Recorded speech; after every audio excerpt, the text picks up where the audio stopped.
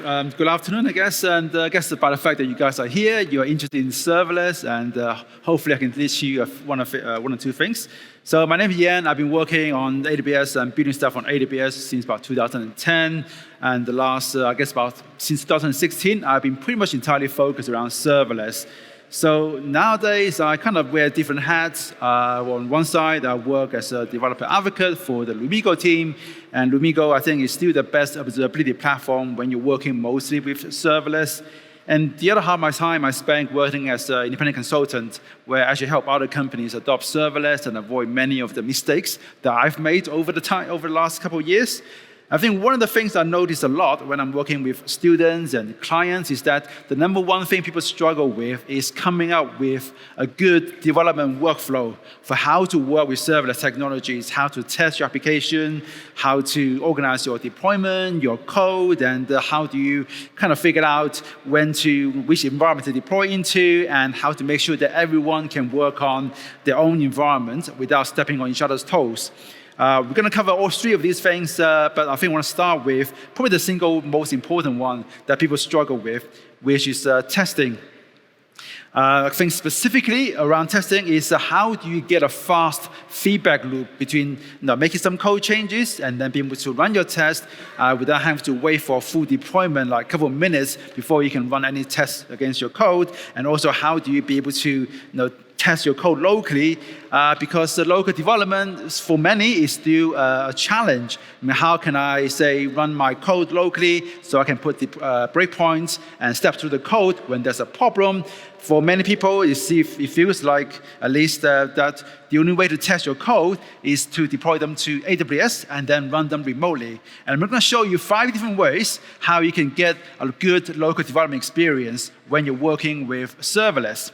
The first way is to use hexagonal architecture, which is the architectural pattern for creating loosely coupled components that can easily slot into different execution environments.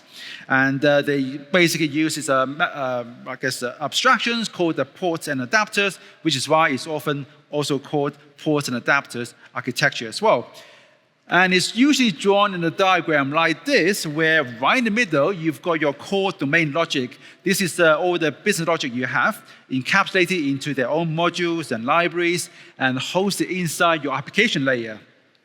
And your application layer is going to expose input and output ports, so that you are able to get data from the outside as well as to send data out of your application, and via adapters that are connected to these ports. So for example, I can have different clients connected to the same application and therefore the same core domain logic. And one of the clients can be, say, a Lambda function. And the adapter for this client is going to translate Lambda's invocation arguments, which is an event and a context object, and then convert it to something that our core business domain logic understands. In this case, could be to create a user. So our application layer requires a create user command object. So the adapter is going to convert the invocation event from the Lambda function into that command object, so our business logic can execute and exercise that command.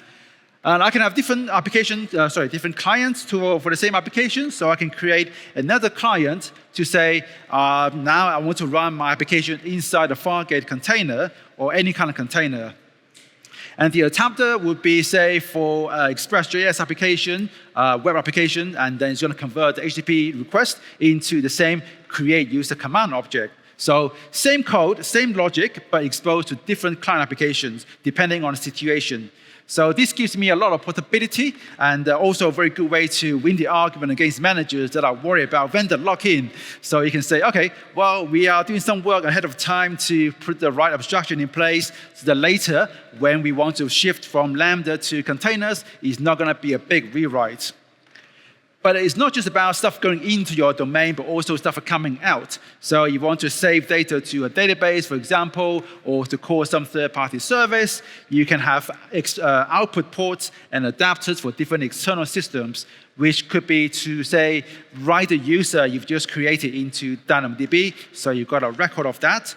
Or if you want to say do some local testing, you can use an adapter that writes to mocks. So then you can now take your code, write tests against it, and run those tests locally without having to always deploy your code to AWS. So you can have different adapters for this, and tomorrow you may say, we want to change database. We don't want to use DynamoDB anymore because it's too restrictive, and we want to use a relational database. You can now take the same code, but have a new adapter that allows you to export data from your application layer to a relational database instead. So hexagon architectures is a really good way to structure your application, your code, and allow you to add the code level modularity, and that's going to give you a lot of possibility, but also a good local development experience as well. And because it's just ultimately a way to organize your code, your project, so it's universally applicable to different contexts, regardless what language you're working in, what deployment frameworks, whether you're using CDK, SAM, Terraform, or what have you, you can apply the same technique. And it's going to give you that portability that you may need later on if you want to move your code from your application from one compute platform to another, or from one database to another without having to have a big rewrite of your application. So that's great. However, when I talk about serverless, I don't just mean Lambda. I mean, of course, Lambda is kind of the poster boy when it comes to serverless. But for me, serverless means any technology where I don't have to worry about the underlying machines, the servers, and it has the ability to scale to 0 when no one's using it. And also, importantly, ideally, you can have a pricing model that is tied to usage, so that when nobody's using my application, I'm not going to pay for it either. So the last one is, sometimes you get that with some services and sometimes you don't, but I think the first two are probably the most important when it comes to understanding what do we mean when we say serverless. And as far as Lambda is concerned, a really good kind of mindset to have is that you should have Lambda functions to help you transform data, to implement the business logic, to validate data and so on, but not to just take it from one place to another, because AWS offers a lot of different services that can do that for you out of the box without you having to write and maintain and update custom code running in Lambda or containers. Take API Gateway, for example. If you want to do user authentication and authorization, you can use Cognito with API Gateway. There's a really good integration between the two services. And if you just want to have a simple CRUD API, you want to accept some data from a post endpoint and then put into a database as it is without doing any transformation, API Gateway can do that for you. It has service integration with just about every other AWS services. So API Gateway can make calls to other AWS services without you having to have a Lambda function just to use the AWS SDK. If you want to say, take some data change events from DynamoDB and then put into some other systems, it could be OpenSearch, it could be to make a call to Salesforce whenever a new user is created, well, you don't have to write custom code for that either. You can have event bridge pipes that connect to the DynamoDB stream and then send those events into event bridge bus, or to make, say, HTTP calls to other third-party APIs or your own APIs if you want as well. So you have all these direct integrations between different services. Unfortunately, when it comes to hexagon architecture, well, it's about how you structure your code. So it's not going to really help you when it comes to using those services to talk to each other directly without having to write custom code. And another downside to consider when it comes to hexagon architecture is that there is some overhead in terms of creating those abstraction layers ahead of time before you actually need it. So there is some upfront work to investment you have to make. And I think it's probably best used when you have a domain that you know already, a domain that's fairly complex, very heavy with business logic, as opposed to just very simple CRUD. So that takes us to the next option you have for local development experience by just having a local simulator. It simulates all the services that you're using on AWS. And as far as local simulator goes, local stack is kind of the number one by far option in this space.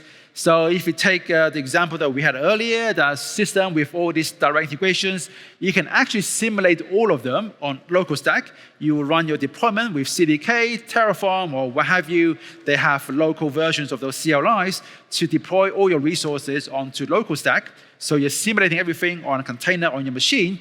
And what's nice about local stack is that since version 3, they got a feature called the IAM enforcement, which basically allows local stack to simulate the permission requirements between these services. One of the very challenging things when it comes to debugging these kind of direct integrations inside AWS is that when there's permission errors, it can be quite difficult to figure out what that is, because the errors can go to different places, and how you find that is so oftentimes not very easy. Whereas when you're running simulation on local stack, you actually just get an error line in your local console, so you can see the red. So, there's an IAM permission problem here between event bridge pipes and your event bridge bus. And again, I didn't mention earlier, with event bridge pipes, you can also have a Lambda function for transforming the data before it gets sent out to your destination.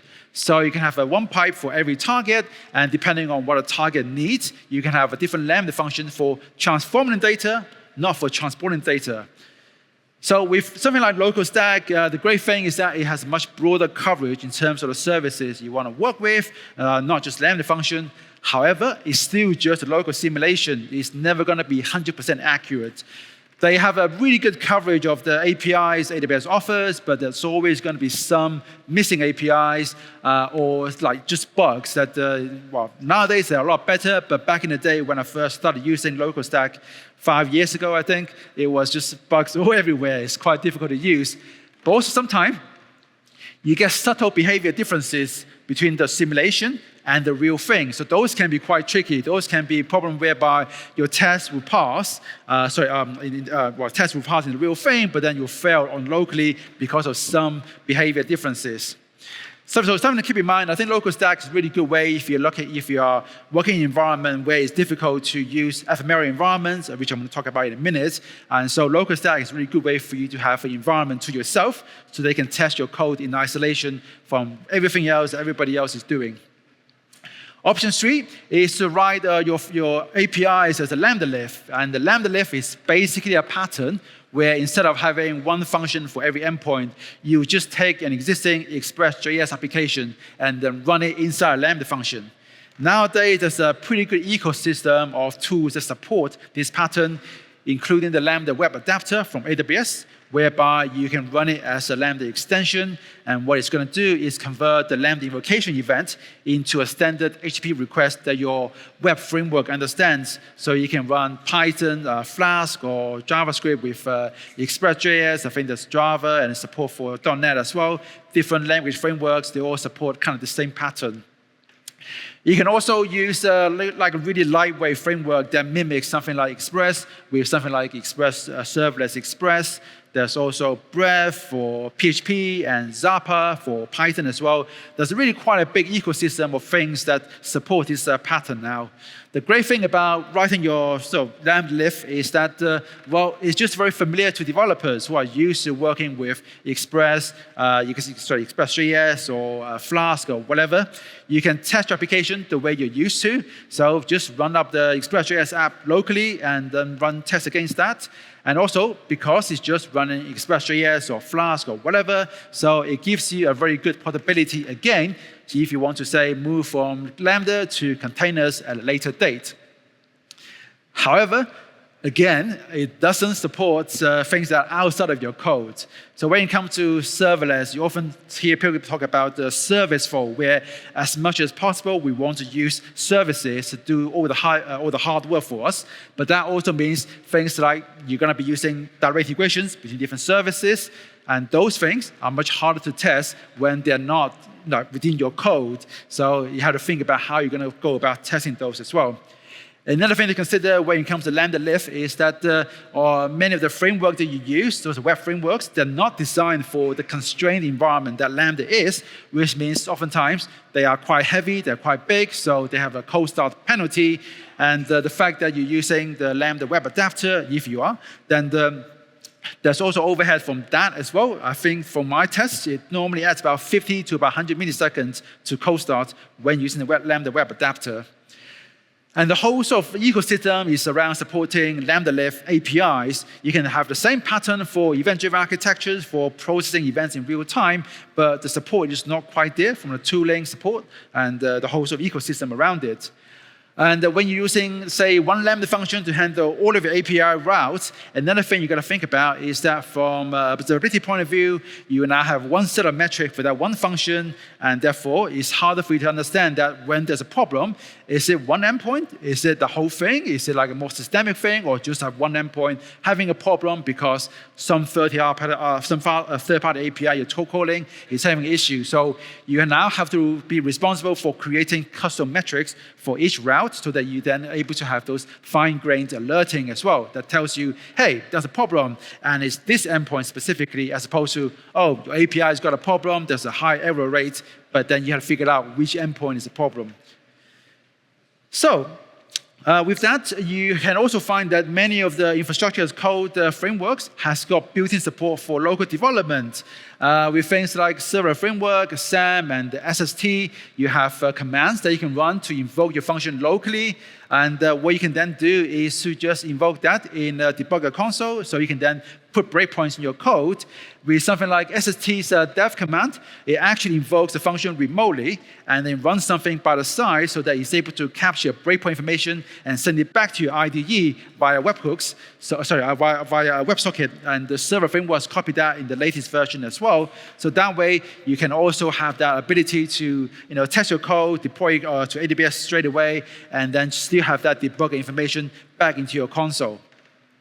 The nice thing about this is that while it's all done by the framework, you don't have to do anything. It's all supported out of the box, but it's also framework specific, and oftentimes specific to certain languages that not all languages are supported equally, which means it's not going to be applicable to everybody. If you're using SST or Server Framework, that's great. You get to enjoy this nice capability, but if you're using Java, then maybe you can't use it with the Server Framework.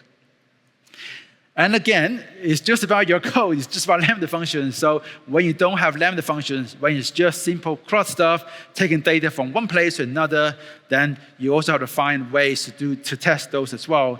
And again, when you say using SST dev or something like that to invoke a function, to test a function remotely and get that debug information back in your console, that's great when you're just figuring out, is my code working? Is this the right code to have? It's great for exploratory testing.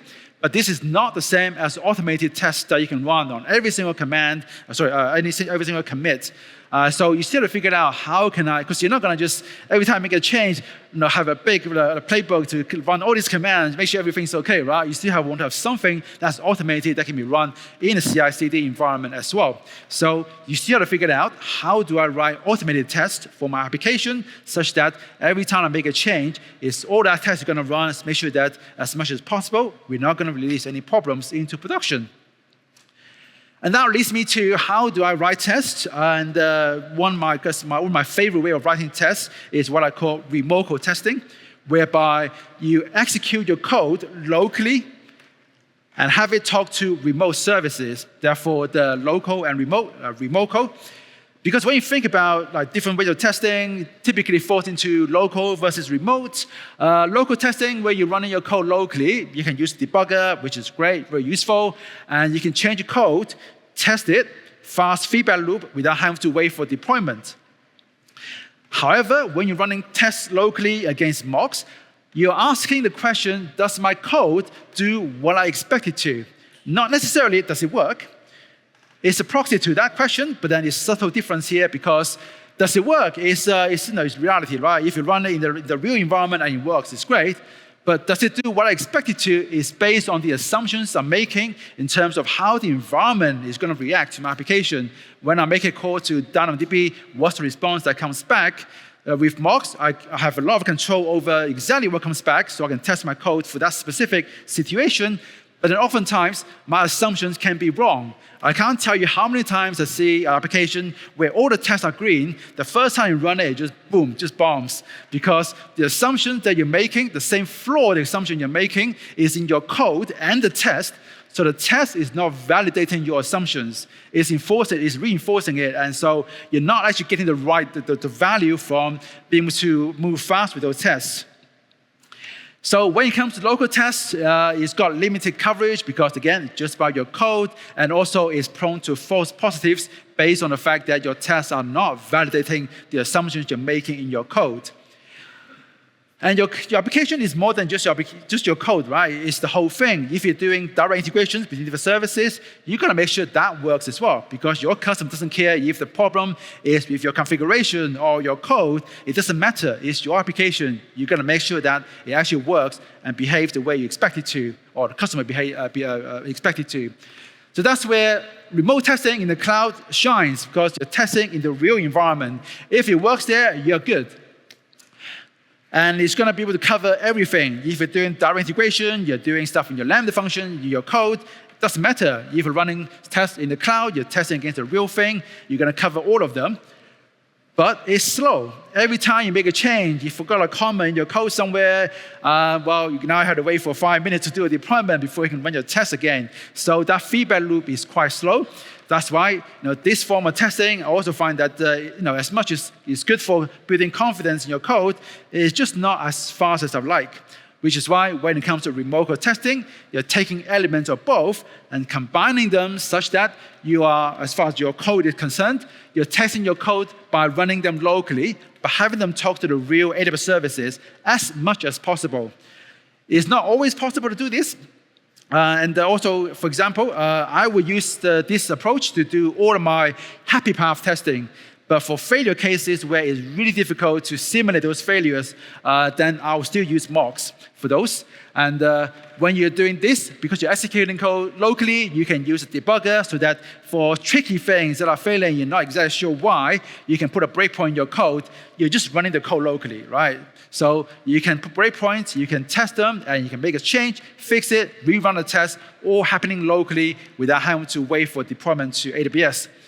In fact, the only time when you do deployment is when I first create the environment so I can start working on a feature, but I'm going to talk about that in a minute when we talk about ephemeral environments. However, with this line of testing, you're still just looking at what's going on inside your code. You're not looking at everything else that happens around it and in front of it, and there's a lot of things that can still go wrong. For example, IAM permissions. If you're using AppSync with Lambda, then the resolver settings, your template may be wrong, or maybe if you build an event-driven architectures with Event Bridge and Lambda, maybe the event pattern is wrong, so your code is correct, but you never get the event in the real world because the pattern is wrong. Event Bridge is not able to capture the right event and send it to your function. So looking at this approach, again, it's universally applicable to any language. I've done this with Java, with Python, with JavaScript. You can use it with any framework because, again, it's about how you test your code, but it's got the same problem as many of the other solutions that looks at your code, focus on your code, that it doesn't test those direct integrations. So you still have to think about how do I do end-to-end testing, for example, by calling the endpoint once it's been deployed. But before you get to the end-to-end testing, you can use remote code tests to test a lot of your code locally so that at least you get a good confidence in your code is working, and then you still have a body of end-to-end tests to make sure the whole thing is working end-to-end as far as your service is concerned. Another downside to think about with this approach is that, well, you do need to do a deployment initially to have those resources so you can test against. And if you want everyone to run their own test, then you also want to make sure that everyone's got their own environment that they can work with. And that's where ephemeral environment comes in. I'm going to talk about that in a few minutes. But for now, I just want to make sure you understand that this myth that there's no local development experience serverless is just not true. There are different ways to do it. And the trick is really to think about the technology you're working with and how can I get that local development experience and working with this new set of technologies rather than just relying on what you've done, you've always done. So that takes me to deployment, which is another thing that I probably don't like to talk about as much as I do, but I find that many students and clients kind of have all these self-inflicted wounds by making deployments more complicated than it really needs to be. And part of that is because the Lambda service itself nowadays is not that simple anymore. There's lots of different additional options. You've got the Lambda layers, you've got continuous image support, you've got custom runtimes, you've got provision concurrency, and code signing, all these other new features that's been added for the last couple of years for more and more niche use cases. But just because those things are there, it doesn't mean that you have to use them. I'll probably go as far to say that for 90% of use cases, you don't need to use any of them. Just do the simple thing that I still do nowadays, which is to use the manage runtimes, use zip files, no Lambda layers, and just use package managers. And I want to spend a few minutes just on Lambda layers because I've seen this so often. Where people are using Lambda layers to kind of publish and share their code, share library between different services and different functions. And to some extent, AWS kind of been pushing this when the advocacy team have been pushing this, but this really doesn't work as well as you think. For one thing, Lambda layers doesn't support semantic versioning. There's no easy way for you to say, okay, this is a breaking change, this is a patch, there's some new stuff. And then if you're using like code scanning tools as part of your pipeline, then those tools doesn't know that you've got all this code that you're using at runtime. They are sort of loaded from Lambda layers. So again, you have less support from the ecosystem around it. And you're limited to just 5 Lambda layers per function, and they are still loaded into the execution environment, so they don't actually help you kind of go beyond the 250 meg size limit for S3 artifacts if you're using zip files to upload your function. And it also makes it harder for you to test your code locally because some of the code that you depend on is not available locally, it's available remotely. And now it also doesn't quite work with static languages like Java or .NET. The whole thing was kind of designed around Python for some specific problems that Python has, but then it's kind of got promoted to everybody. This is a new way to share code between your Lambda functions, and it just doesn't work in practice. Because it also takes way more work to update and publish your Lambda layers compared to just publishing those shared code to like a package manager like NPM. And it doesn't have support for like tree shaking or all these other things you may do if you're using JavaScript, whereby depending on where you have the dependencies you have, you can do a lot of optimization before you bundle it and then deploy to AWS. So Lambda layers sounds like a good idea and it's been promoted as a way to share code between Lambda functions, but it's just not worth a while. And nowadays, if you're using JavaScript, for example, and you've got some shared library that are used by different functions in the same project, just put into the shared library, to like folder. When using tools like server frameworks, SAM, CDK, Terraform, what have you, they all support bundling so that you can just either tree shake and bundle just what you need, or just zip the whole folder, the whole directory, so that at runtime, those shared libraries are there available to you. But if you need to share code between different projects, different services, some common set of business logic, you can still take those, publish them to NPM package, and then for the project that need it, pull it down. So the consumer also owns when to upgrade, when to update, and so on. The next one is to still prefer to use zip files as opposed to container images as much as you can when it comes to bundling your application and uploading it, unless you've got a really big application that exceeds the 250 meg size limit, which container images can help because you can have up to 10 gig container image. The good thing about using zip files is that you can use managed runtimes where AWS is going to patch the runtime for you. So if there's like a security problem or security vulnerability that's been discovered in the specific version of Node.js or what have you, then AWS is going to patch that for you behind the scenes without you having to do that yourself against your container image. So keep it as simple as you can, your deployments as simple as you can. Use use zip files to upload your Lambda code as much as you can, and then don't use Lambda layer to ship your shared code. And for the last couple of minutes, I want to just cover in terms of environment. You should have at least one account per stage or per main environment at a minimum. So you have one account for dev, one for test, staging, and production. But oftentimes, you find that in large organizations, you want to go further. You want to have one account per team, per environment, so that every team would have their own dev, test, staging, production, so that they don't have to worry about interfering with each other. Maybe one account, one service using too much throughput and cause a problem for other services. You may find that some teams have low criticality services, but some services they own are very high throughput or very business critical. So you can also have a separate set of accounts for those services, those workloads, so that they are not interfered by other services that are owned by the same team. And for development, it's very useful to have ephemeral environments. So these are temporary environments I will create. So when I come into the office, I pick up a new ticket.